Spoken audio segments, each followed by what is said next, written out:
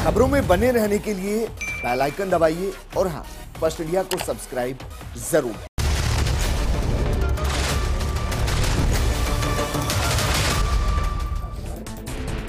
नमस्कार, आप देख रहे हैं बिग बाइट लाइव और आपके साथ में विजेंद्र सोलंकी। देश की सियासत में अभी तक विधायक इधर से उधर होते थे, लेकिन अब पूरी की पूरी पार्टी का निशान, पार्टी की पहचान सब इधर से उधर हो गए।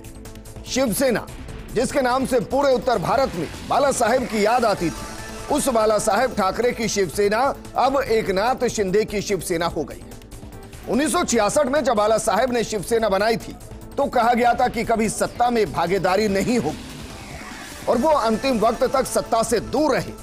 लेकिन सच ये भी है कि कभी सत्ता के सिंहासन पर बाला साहेब बैठे नहीं और जो सिंहासन पर बैठे वो बाला साहेब के बिना आशीर्वाद के बैठ नहीं पाए। बाला साहेब के संघर्षों में आज और कहें कि हर वक्त राज ठाकरे ने साथ दिया, लेकिन बाला साहब के बाद शिवसेना विरासत में उद्धव ठाकरे को मिली।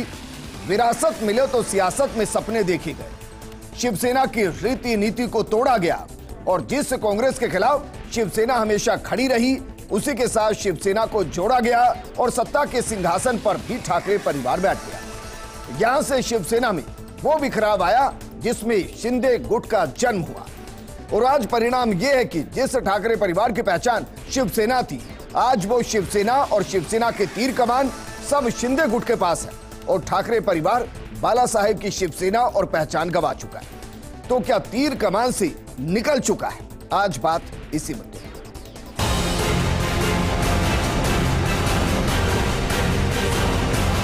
सत्य परेशान हो सकता है लेकिन पराजित नहीं।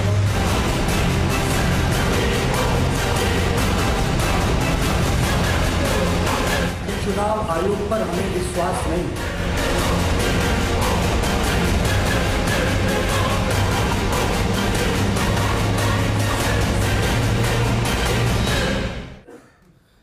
सबसे पहले आपको सुनाते हैं कि महाराष्ट्र के मुख्यमंत्री और वर्तमान में शिवसेना प्रमुख एकनाथ शिंदे क्या कुछ कहते हैं, सुनिए जरा। चुनाव आयोग ने जो निर्णय दिया है उसका मैं स्वागत करता हूं। ये लोकशाही का विजय है। हिंदू हृदय सम्राट बाला साहेब ठाकरे जी, धर्मवीर अनंत दिगे जी, इनके विचारों का विजय है।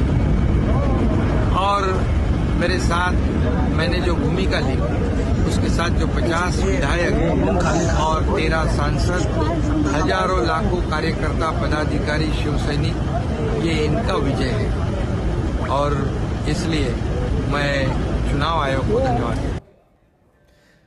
तो क्या वाकई में कमान से तीर निकल चुका है और इसने सीधे उद्धव ठाकरे को छलनी किया है? इस मुद्दे पर बात करने के लिए हमारे साथ मौजूद हैं कांग्रेस प्रवक्ता आरसी चौधरी जी, दिल्ली न्यूज एडिटर अदिति नागर। अदिति, महाराष्ट्र की सियासत में बाला साहेब का नाम ही काफी, और वो नाम इसलिए काफी था क्योंकि वो कहते थे कि सत्ता में नहीं आना है, सत्ता को बनाना है, सत्ता को चलाना है। लेकिन जब उद्धव आए तो कहे कि नहीं, सत्ता में आना है, सत्ता को चलाना है, तो सत्ता भी गई और पार्टी भी गई और विरासत भी गई।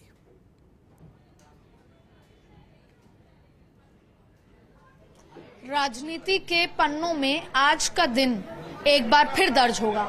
किस लिहाज से होगा? जो विजेंद्र आपने शुरू में कही थी कि अभी तक केवल लोग इधर से उधर आते थे, लेकिन इस बार पूरी की पूरी पार्टी, पूरा का पूरा नाम पार्टी का और पूरा का पूरा जो चिन्ह है वो चला गया। अब सवाल ये उठता है कि इस पूरे मसले में देखिए विजेंद्र, बहुत महत्वपूर्ण बात यह है कि आज के दिन, अब हालांकि शिवसेना ने यह कह दिया है कि हम सुप्रीम कोर्ट जाएंगे, लेकिन अगर हम पूरी की पूरी बात आपको एक बार फिर याद दिलाएं कि शिवसेना ने दावा किया है, कब किया था दावा? 23 जून को कि शिंदे ग्रुप ने दावा किया था कि 35 विधायकों का समर्थन है। उन्होंने लेटर जारी किया। आपको याद होगा कि किस तरीके से बाड़ेबंदी हुई, तमाम चीजें हुई। अब डिप्टी स्पीकर ने 16 बागी विधायकों को, यानी 25 जून को उनकी सदस्यता रद्द करने का नोटिस भी भेजा। मैं तमाम वो बात कहूंगी, लेकिन असली मुद्दा कि किस दिन राज्यपाल ने उद्धव ठाकरे को बहुमत साबित करने के लिए 28 जून को कहा था। ये सियासत उस दिन शुरू हुई जिस दिन सुबह सुबह सबसे पहले बीजेपी ने शपथ ली थी। उसके बाद से महाराष्ट्र का घटनाक्रम कैसे बदलता गया, राजनीति में कैसे उतार चढ़ाव और बदलाव आते गए, और आज का दिन जब पूरी की पूरी शिवसेना, दशकों तक ठाकरे परिवार ने शिवसेना के नाम पर उसके प्रश्न, उसका जो चिन्ह था, चुनाव चिन्ह, उस पर महाराष्ट्र की तो राजनीति की ही की लेकिन है। अदिति इसको समझे तो बाला साहेब ठाकरे ने इसकी शुरुआत की, और वो ठाकरे परिवार के साथ नहीं थी, वो बाला साहेब ठाकरे की थी, और उनके संघर्षों के साथी रहे थे राज ठाकरे, जिन्होंने कदम से कदम मिलाए थे और उस रीति को आगे बढ़ाया था। बिल्कुल। लेकिन अंत में पुत्रमोह और उद्धव ठाकरे आते हैं। क्या वाकई में आपको लगता है कि एक टूट तो वहां हुई थी और दूसरी टूट उस वक्त शुरू हो गई जब बाला साहेब ठाकरे की नीति को छोड़ा गया, कांग्रेस से हाथ जोड़ा गया, सत्ता को बनाने वाले खुद सत्ता पर बैठे, तो जो सत्ता पर बैठने चाहते थे उनको लगा कि नहीं ये गलत है, तो फिर टूट होती है और शिंदे गुट का जन्म होता है। क्या वहीं से वो सब शुरू होता है? विजय, 3 महत्वपूर्ण तारीख थी, मैं जल्द से बताऊंगी, आपको दूसरे गेस्ट के पास भी जाना है। पहला जो जिक्र आपने किया कि जब बेटा और भतीजे के बीच में जो तमाम चीजें हुई। दूसरी बड़ी टूट हुई थी जब भारतीय जनता पार्टी को आपने बड़ा भाई बनाया। मैं उस बात का जिक्र करूंगी, एक कमरे में मातोश्री में चर्चा हो रही थी और तब पैर पे पैर रख के उद्धव ठाकरे ने ये सवाल किया कि जब चुनाव में उतरेंगे, जब आखिरी में पिछली बार के जो चुनाव की बात कर रही हूँ, जब शिवसेना और भारतीय बीजेपी साथ में थे, शिवसेना को यही, उद्धव ठाकरे को यही लगा कि वो बड़े भाई की भूमिका में है। पैर पे पैर रखे, सामने अमित शाह बैठे थे, ओम माथुर बैठे थे, तमाम लोग बैठे थे। उन्होंने कहा कि हम ज्यादा सीटों पे चुनाव लड़ेंगे और शर्तें रखी गई कि आप केवल 30 से 40% सीटों पे चुनाव लड़ेंगे, बाकी सीटों पे हम चुनाव लड़ेंगे। और उस समय अमित शाह ने कहा कि मैं आपसे यहां पर बार्गेन करने नहीं आया हूं, मैं इस देश की सबसे बड़ी पॉलिटिकल पार्टी का राष्ट्रीय अध्यक्ष हूं और यहां पर आप मुझे ये चंदा देने की बात कर रहे हैं। और जब दोनों के बीच में इस तरह का बातचीत हुई तो अमित शाह, उसमें मातोश्री की बात है ये कमरे की, वो खड़े हुए और उन्होंने वहां मौजूद भारतीय जनता पार्टी के हर व्यक्ति से ये कहा। और आप जानते हैं कि अमित शाह ने फ्रॉम गुजरात से लेकर 370 तक जो भी सोचा है, चाहे उस समय चाहे बाद में, उसको पूरा किया है। उस दिन वहां मौजूद तमाम लोग जिनके मुंह जबानी मैंने ये बात सुनी, उनको कहा गया कि जब तक हम महाराष्ट्र में भारतीय जनता पार्टी सरकार नहीं बना लेती, ज्यादा नंबर नहीं ले आती, तब तक आप लोग वापस महाराष्ट्र से लौटेंगे नहीं। और उस दिन का दिन है कि उसके बाद तमाम घटनाक्रम हुई, सुबह 5 बजे शपथ ली गई। तो एक ये भी बहुत बड़ा इतिहास में है जब उद्धव ठाकरे और अमित शाह के बीच में बात हुई, और उस दिन के बाद से अमित शाह और उद्धव ठाकरे के बीच में बात कभी नहीं हुई। और फिर एक व्यक्ति ने, एक पॉलिटिकल आदमी ने अमित शाह से कहा कि आप इस पर चर्चा करें। कब की बात है? जब ये डिप्टी स्पीकर बनाए और हाल ही के घटनाक्रम की। तो अमित शाह ने कहा मैं नहीं करूंगा बात। तो यही बात है कि किस तरीके से वो दो सेम विचारधारा वाले लोग किस तरीके से दूर हुए। और फिर जो तीसरी डेट आपने कही, जो तीसरी महत्वपूर्ण तारीख, कि कांग्रेस के साथ आपने जाकर अपनी सरकार बना ली, यानी कि आप अपनी विचारधारा को छोड़कर उस विचारधारा को जिसको लेकर आप महाराष्ट्र में राज करते थे, देश भर में आपके झंडे गढ़ते थे और हिंदुत्व पे आप राज करते थे, उस विचारधारा को छोड़कर आप कांग्रेस के साथ चले गए। वापस मैं आपके पास आऊंगा। आरसी चौधरी जी हमारे साथ है। आरसी जी, क्या अभी भी उद्धव गुट के साथ कांग्रेस खड़ी है महाराष्ट्र में?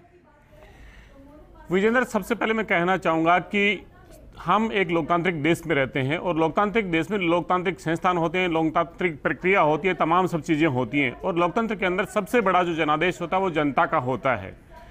हम सब ने देखा कि जहाँ पे जनता भारतीय जनता पार्टी को जनादेश के हवाले से नकार देती है, वहाँ पे भारतीय जनता पार्टी अपने अन्य संसाधनों के द्वारा इस जनादेश को कुचलने का काम करती है। और आदित्य ने ठीक कहा कि जब प्रातः 5 बजे जहाँ पे राष्ट्रपति शासन था, लोग राष्ट्रपति शासन के अंदर सो रहे थे, जब सुबह उठे तब वो उस उप मुख्यमंत्री के साथ में मिले जिसे भारतीय जनता पार्टी दावा कर रही थी कि भ्रष्टाचार के अंदर वो जेल की सलाखों के पीछे चक्की पीसेंगे।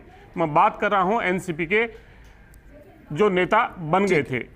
आज सबसे महत्वपूर्ण पर्सन ये है कि जो गुट वहां से निकल के गया शिवसेना से, कानूनी एक प्रक्रिया है, कानूनी एक पहलू है। लेकिन आरसी चौधरी जी, जिन अजीत पवार का आप जिक्र कर रहे हैं वो तो सर आपकी सरकार में भी रहे, फिर साथ में रहे ना, उन्होंने मंत्रालय लिया, जिनको आप जेल भेजने की बात कर रहे थे। मैं कह रहा हूं कि भारतीय जनता पार्टी के पूर्व मुख्यमंत्री देवेंद्र फडणवीस ने कहा था कि जो अजीत पवार है वो जेल की सलाखों के पीछे चाकी पिसेंगे, चक्की पिसिंग, चक्की पिसिंग। उन्होंने उस बात को स्लोगन किया था कि इतनी तारीख को भारतीय जनता पार्टी की सरकार बनेगी और वो जेल की सलाखों के पीछे होंगे। लेकिन महाराष्ट्र की जनता जब राष्ट्रपति शासन में सो रही थी तो अदिति जो कह रही है कि 5 बजे राजभवन खुलता है और जिसको जेल की सलाखों के पीछे भेजने का दावा भारतीय जनता पार्टी और उसके मुख्यमंत्री कर रहे थे, वो उनके साथ में शपथ लेके और जब जनता उठी तो उप मुख्यमंत्री के तौर पर नजर आया। तो ये भारतीय जनता पार्टी के चरित्र को इस देश के अंदर जनता देख रही है। उन्हें जनादेश मिल नहीं रहा तो जनादेश को कुचलने का काम कर रही है। आज सुप्रीम कोर्ट में उन जो लोग विरोधी जो गुट है छोड़ के गए। जी, सत्ता में आने के लिए आपने भी शिवसेना के साथ, आप भी शिवसेना के साथ चले गए थे। सत्ता में आने के लिए, कुर्सी में बचाने के लिए आप भी शिवसेना के साथ चले गए थे। वही शिवसेना जिसके लिए आप दशकों तक उसका बहिष्कार करते रहे थे, उसकी विचारधारा मुझे कुछ गलत नहीं लगता, क्योंकि महाराष्ट्र में कांग्रेस अपने दम पर तो आ नहीं पा रही थी और अभी आती हुई दिखाई भी नहीं दे रही थी, तो इसी बहाने से सत्ता के अंदर कुछ भागीदारी तो मिल ही रही थी। अदिति, जो आपने कहा कि आपने शिवसेना के साथ सत्ता के लिए जो शिवसेना ने किया, जो आप भारतीय जनता पार्टी के लिए कह रहे हैं, कांग्रेस ने भी वही किया। ठीक है, आरसी चौधरी जी जवाब कोई भी नहीं है। अगर भारतीय जनता पार्टी ने सुबह 5 बजे, देखिए अदिति बोल लेती है, मैं जवाब दे देता हूं अदिति को। अदिति कह रही है कि 2 लोगों को एक कटघरे में खड़ा कर रही है। अदिति, तमाम राजस्थान के दर्शक सुन रहे हैं, आप जानते हैं कि कौन लोकतंत्र को कुचल रहा था और कौन एक कॉमन मिनिमम एजेंडा कार्यक्रम के तहत में जो जनता ने जनादेश दिया था उसके लिए 5 साल की स्थायी सरकार देने का प्रयास कर रहा था। आधी रात को राष्ट्रपति शासन में सोते हैं और सुबह उसकी सरकार बदल थोड़ा सा मतभेद आपसे है सर। चुनाव जो लड़ा गया था ना, और जनता ने जिनको वोट दिया था वो शिवसेना और बीजेपी को दिया था। उन्होंने संयुक्त चुनाव लड़ा था सर। कांग्रेस, एनसीपी और शिवसेना को वोट नहीं मिला था। इससे तो आप आरसी चौधरी जी सहमत होंगे या इससे भी नहीं? विजेंद्र, मैं कहना चाहूंगा कि आप जिस बात का जिक्र करें, बार बार जिक्र करें, चाहे आदित्य हो चाहे आप हो, आप कह रहे हैं कि भारतीय जनता पार्टी वही काम कर रही है। मैं कह रहा हूं कि लोकतंत्र के हत्यारे और लोकतंत्र के रक्षक एक नहीं हो सकते। मैं कह रहा हूं कि हमें उन्हें आधी रात को भारतीय जनता पार्टी शासित गुजरात और आसाम की गुवाहाटी में विधायकों को हमने बंधक नहीं बनाया था। वो विधायक जो महाराष्ट्र की जनता ने चुन के भेजे थे वो महाराष्ट्र की जनता के लिए प्रतिबद्ध थे और 5 साल स्थायी शासन देना चाह रहे थे और एक कॉमन एजेंडे के तहत, कॉमन मिनिमम प्रोग्राम है उसके तहत महाराष्ट्र में सरकार बनी। दूसरी तरफ जो जिस दावे के साथ में आए थे वो कह रहे थे ये भ्रष्टाचारी हैं और हम इनको जेल की सलाखों के पीछे भेजेंगे, उन्हें आधी रात को मुख्यमंत्री बना के उनके शासक बना देते हैं। इसे दोनों में बहुत बहुत फर्क है, एक नहीं हो सकता। मैं कहना चाहूंगा चुनाव आयोग इतना जल्दी निर्णय देता है, सुप्रीम कोर्ट के अंदर जिन लोगों की सदस्यता को लेके योग्यता पे फैसला होना उससे पहले वो निरस्त कर देते हैं। निश्चित रूप से कीजिए, प्रधानमंत्री जी के पास में तमाम एजेंसियां हैं। चुनाव आयोग को भी आप क्वेश्चन कर रहे हैं, कटघरे में ला रहे हैं। आरसी चौधरी जी, आप कह रहे हैं कि चुनाव आयोग ने जो फैसला दिया निष्पक्ष नहीं दिया, आप ये कह रहे हैं? मैं विजेंद्र कहना चाहूंगा कि इससे पूर्व भी 8 जो इस चुनाव आयोग के जिसने देश में गरिमा स्थापित की, उसके पूर्व 8 चुनाव आयुक्तों ने इस बात के लिए कहा कि देश के अंदर चुनाव आयोग की साख गिर रही है। हमने हिमाचल के चुनाव में भी देखा कि कार्यक्रम जब जारी होता है, प्रधानमंत्री जी की रैली होनी होती है, चुनाव आयोग अपनी प्रेस कॉन्फ्रेंस को डिरेल कर देता है, रोक देता है। इसलिए हिंदुस्तान की जनता देख रही है कि क्या हो रहा है। मैं नहीं कह रहा, नारायण राणे ने कहा था कि ये जो चिन्ह है, जो भारतीय जनता पार्टी के नेता हैं, केंद्र में मंत्री हैं, फैसला आने से पहले कहा था कि शिंदे गुट को मिलेगा, क्योंकि उन्हें भरोसा था कि जिन लोगों को उन्होंने उस कुर्सी पे आसीन किया है वो उनके हित में फैसला देंगे। देवेंद्र फडणवीस आज भी कह रहे हैं कि सुप्रीम कोर्ट से भी निर्णय हमारे पक्ष में आएगा। उनके पास चीजें होंगी ना, भाई उनके पास चीजें होंगी ना। मैं कह रहा हूं, सरकार भी तो राजस्थान में कहती है कि हमारी पूरे 5 साल सरकार चलेगी। चीजें हैं, उनके पास में चीजें हैं, वो दलील दीजिए कोर्ट के अंदर, दलील दीजिए। एंटी तो दे रहे होंगे ना दलील सर वहां पे। अगर मैं कह रहा हूं कि लोगों के बीच में, मैं तो ये कह रहा हूं कि संजय राउत ने बयान दिया, बयान ये दिया कि हम नए चिन्ह के साथ, नए नाम के साथ वापस लौटेंगे, मजबूती से लौटेंगे। तो जब शिवसेना ये मान रही है कि चुनाव आयोग ने जो फैसला दिया वो सही है, तो सर कांग्रेस को ऐसा क्यों लग रहा है कि गलत है, निष्पक्ष नहीं है? विजेंद्र जी, संजय राउत जी की बात करें, निर्णय आने के बाद में जो उन्होंने कहा, निश्चित रूप से सही कहा कि आप एजेंसियों के द्वारा चुनाव चिन्ह को तो बदल सकते हैं, लेकिन उन शिव सैनिकों को क्या चुनाव आयोग बदल पाएगा? वो शिव सैनिक तय करेगा कि कौन सी शिवसेना सही है और कौन सी नहीं है। अगर इतना ही होता तो आपको पता होगा जून 2021 को लोक जनशक्ति पार्टी बिहार के अंदर जो पार्टी थी, चाचा भतीजे के अंदर लड़ाई हुई, आज भी उनके चुनाव चिन्ह को लेके निर्णय आना बाकी है, उससे निर्णय नहीं दिया जाता। लेकिन यहाँ पे निर्णय दे दिया जाता है, तो देश के अंदर एक ही विधान, एक संविधान की बात करने वाले लोग बहुत से फैसले हैं जो ऐसे आते हैं। आप जिसका जिक्र कर रहे हैं वो पशुपतिनाथ और चिराग पासवान के बीच का झगड़ा है। वापस आएंगे आपके पास। हमारे साथ राजनीतिक विश्लेषक महेश शर्मा जी जुड़ गए। महेश शर्मा जी, उद्धव ठाकरे के हाथ से शिवसेना का नाम भी चला जाना, तीर कमान भी चला जाना, इसको आप किस तरीके से देखते हैं?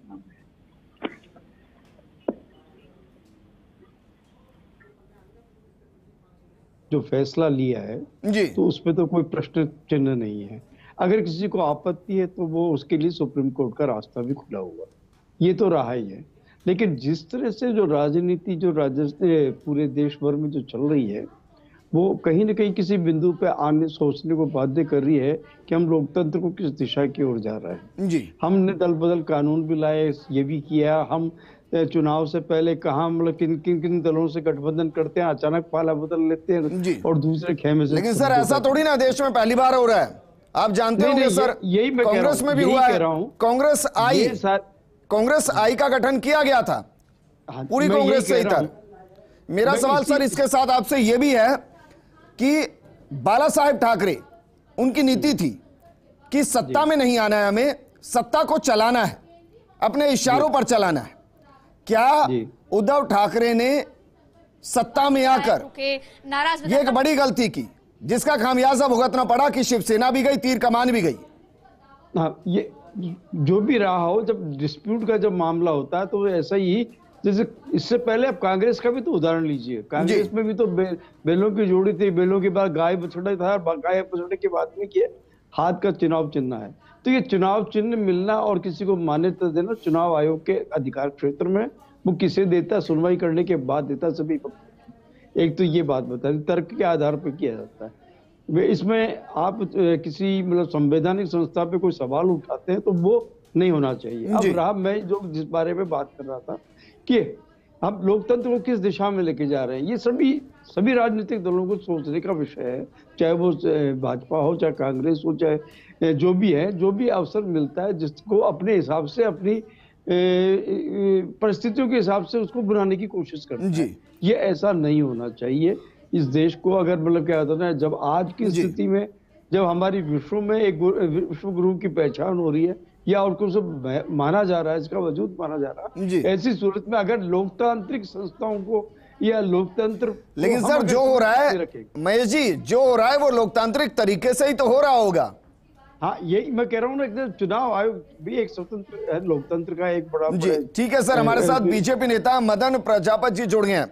मदन जी, उद्धव ठाकरे ने शिवसेना के साथ आपसे दामन क्या छुड़ाया सर? पूरी शिवसेना ले ली, तीर कमान ले लिया, क्या ये सही है? विजेंद्र जी, ये हिंदुस्तान एक लोकतांत्रिक देश है और इसमें संवैधानिक संस्थाओं का एक महत्वपूर्ण स्थान होता है। जो संवैधानिक संस्थाओं के अंदर निर्णय किए जाते हैं वो सर्वमान्य होने चाहिए और मैं समझता हूं कि उनका सम्मान होना चाहिए। मैं भी सुन रहा था आरसी चौधरी जी को, वो बड़ी बड़ी बातें कह रहे थे कि संविधान ये होता है, लोकतंत्र की हत्या होती है। लोकतंत्र की हत्या कैसे होती है वो देश जानता है कि किस तरीके से इमरजेंसी लगा के लोगों को जेल में ठूंस दिया जाता है, वो लोकतंत्र की हत्या होती है। खैर छोड़िए, लेकिन ये तो इनकी कांग्रेस की आदत हो गई है कि अगर चुनाव आयोग इनके खिलाफ फैसला दे दे तो चुनाव आयोग खराब, चुनाव हार जाए तो चुनाव आयोग खराब, हाई कोर्ट अगर फैसला या सुप्रीम कोर्ट इनके खिलाफ फैसला दे दे तो सुप्रीम कोर्ट खिलाफ, पत्रकार अगर इनके खिलाफ बोल दे तो पत्रकार इनके जो है विरोधी हो जाते हैं, ये कि वो लोकतंत्र की हत्या मानते हैं। ऐसा नहीं है। लोकतांत्रिक संस्थाओं में लोकतांत्रिक तरीके से जो है संवैधानिक संस्थाओं ने फैसले दिए हैं तो उन संवैधानिक संस्थाओं का सम्मान होना चाहिए हमारे देश में और हमारे देश में। लेकिन मदन प्रजापति जी, जिस पर मैं बात कर रहा हूं सर, उस मुद्दे पर वापस आते हैं। शिवसेना का नाम लिया जा सकता है, तीर कमान लिया जा सकता है, लेकिन बाला साहेब की विरासत को थोड़ी ना ले लेंगे, या वो भी ले लेंगे?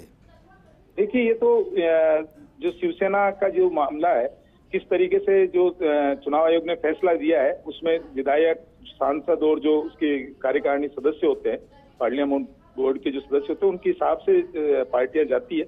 और इसका जो आपको विजेंद्र जी एक एग्जांपल मैं राजस्थान का भी दे देता हूँ कि किस तरीके से राजस्थान के अंदर माननीय मुख्यमंत्री अशोक गहलोत जी ने बसपा के साथ अलोकतांत्रिक तरीके से विधायकों का जो है वो विलय करा ले, हम कर लें तो वो सब लोकतांत्रिक और दूसरा अगर कोई लोकतांत्रिक तरीके से पार्टी छोड़ के दूसरी पार्टी बना ले, और ये तो आरसी चौधरी जी सवाल का जवाब दीजिए सर। ये तो बात सही है, पूरी बसपा का 2 बार विलय हो चुका है राजस्थान में।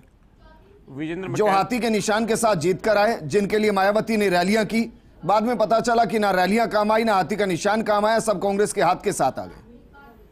विजेंद्र जी, मैं फिर कहना चाहूंगा कि आप इस बात को समझने का प्रयास कीजिएगा कि राजनीतिक दल जो शिवसेना है वो किसका दल था। उसके से अगर विरोधी गुट टूट के गया तो वो एंटी डिफेक्शन लॉ के तहत में जाना था। वो किसी दूसरे दल की अगर सदस्यता ग्रहण करते तो सदस्यता खत्म होती, दूसरा दल बना सकते थे, 2/3 अगर बहुमत उनके साथ में होता। लेकिन आज तक लोकतंत्र के अंदर ऐसा कभी नहीं हुआ कि उसके मूल राजनीतिक दल को, उसके वजूद को खत्म कर दिया गया हो, ऐसा कभी नहीं हुआ। दूसरा मैं कहना चाहूंगा कि हर किसी राजनीतिक दल से लोगों ने छोड़ा है, दूसरे दल की सदस्यता ली है। कांग्रेस आई का जब जन्म हुआ था, कांग्रेस आई का जब जन्म हुआ था तो वो किसके अगेंस्ट हुआ था? मैं कह रहा हूं कि कांग्रेस आई का अगर जन्म हुआ, कांग्रेस आई का आप जिक्र करेंगे, भारतीय जनता पार्टी का भी जिक्र कर लीजिए। जनसंघ से पहले आप कह रहे हैं इतिहास में कभी नहीं हुआ सर, मैं इसलिए कह रहा हूं, मैं सवाल नहीं कर रहा हूं। मैं कह रहा हूं कि जब वो जो छोड़ के गए थे उन्होंने अलग दल बनाया। जो छोड़ के जाने वाले उस मूल दल के कब मालिक बने? आज शिवसेना किस दल की मालिक है? शिवसेना के। शिंदे गुट गया तो शिंदे गुट को जाना चाहिए था। अगर उनका विचार नहीं मिला था तो उन्हें दूसरा राजनीतिक दल बनाना चाहिए था। आज की तारीख में आजादी के बाद की कांग्रेस है या इंदिरा गांधी जी के बाद की कांग्रेस आई की कांग्रेस है? इस वक्त कौन सी कांग्रेस है? हाँ, यही बात सबसे अच्छी है, क्योंकि तमाम जो भी लोग सत्ता कौन सी है सर, है कौन सी जो बदले, तो ये जो शिवसैनिक तय कर देंगे कि शिवसेना कौन सी है। वो जो लोग कांग्रेस कौन सी है सर? जो निर्णयों के साथ में, जो देश की आजादी से पहले जिस विचार को लेकर, राजनीति में विचार सबसे महत्वपूर्ण होता है, जिस विचार को लेकर जो लड़ाई लड़ी थी, उसी विचार के लिए, लोकतांत्रिक मूल्यों की रक्षा करने के लिए जो राजनीतिक दल बना, उसके साथ में वो लोग खड़े रहे। उसी के जो कांग्रेस है, कांग्रेस आई है, कौन सी है? देखिए, वही कांग्रेस है, वही कांग्रेस के जो लोग हैं। महेश जी आप जवाब दीजिए जरा सर, कौन सी कांग्रेस इस वक्त है? उसको बनाया जो देश के लोकतांत्रिक, जो आजादी के बाद में जिन मूल्यों को लेकर। महेश जी जवाब दे रहे हैं सर, राजनीतिक विश्लेषक। महेश जी जरा बताइए कौन सी कांग्रेस इस वक्त है? इस समय कांग्रेस आई है जी, जो इंदिरा गांधी ने मतलब उसकी नींव रखी थी जी, वही काम कर रही है। पहले उसमें कांग्रेस अर्श भी थी, कांग्रेस और भी रही है। ठीक है सर, लेकिन मेरा मुद्दा आज का यानी मैं बम पटाखे दिखा रहा हूं सर, और कमाल की बात यह है कि बम पटाखे मातोश्री के बाहर नहीं है, लेकिन जहां पर ये बम पटाखे चल रहे हैं वहां बाला साहेब ठाकरे के बड़े बड़े पोस्टर लगे और नीचे एकनाथ शिंदे है। क्या यह इशारा है कि बाला साहेब भी हमारे हो गए? ये इसमें कोई दो राय नहीं है। जो शिवसेना का जो गठन किया, जिससे कि जो संस्थापक रहे हैं वो बाला साहेब ठाकरे थे। और ये पहले जब ये शिंदे गुट जब अलग जो बीजेपी से हाथ मिला के सत्ता में आया, तो उसने यही कहा था कि बाला साहब की हम मतलब क्या समर्थक हैं, हमारे वो संस्थापक सदस्य नेता रहे हैं। तो ये आदर्श तो उन्हीं के हिसाब से बाला साहब ठाकरे के आदर्श के आधार पर ही चलेगा। तो लेकिन सवाल एक वो घूम फिर कर के आ रहा है, जिस तरह की वक्त के अनुसार जिस तरह से जो राजनीतिक उठापटक वगैरह ये जो चलती है, ये लोकतंत्र की मजबूती की निशानी नहीं है, बल्कि ठीक है सर, माफी के साथ मैं आपको रोकना चाहूंगा। अब आपको